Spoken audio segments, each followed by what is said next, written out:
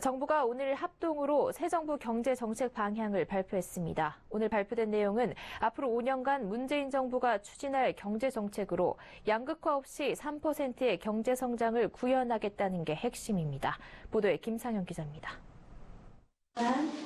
정부는 오늘 정부 서울청사에서 문재인 정부가 앞으로 5년간 추진할 새로운 경제 패러다임으로 사람 중심 지속성장 경제를 공식화했습니다. 새로운 패러다임의 출발점은 사람입니다. 이러한 패러다임 전환을 구현하기 위해 소득주도 성장, 일자리 중심 경제, 혁신 성장, 공정경제 등 4가지 방향에 초점을 맞춰 향후 경제정책을 운영하고자 합니다.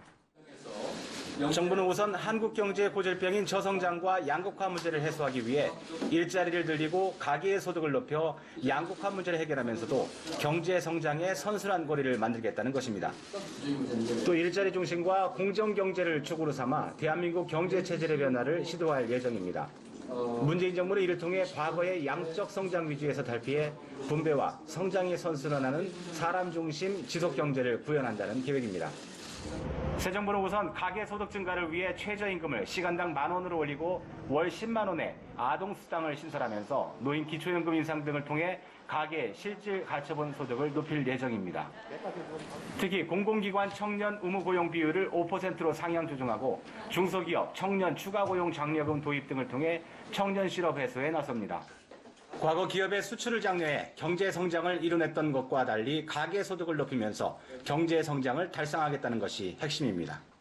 또 정부는 일자리 중심과 공정 경제를 축으로 삼아 대한민국 경제 체질의 변화를 시도할 예정입니다. 기업 담합 행위를 근절하기 위해 집단 소송제를 도입하고 과징금 기준을 선진국 수준으로 대폭 올려 불공정한 시장 질서를 바로잡겠다는 것입니다.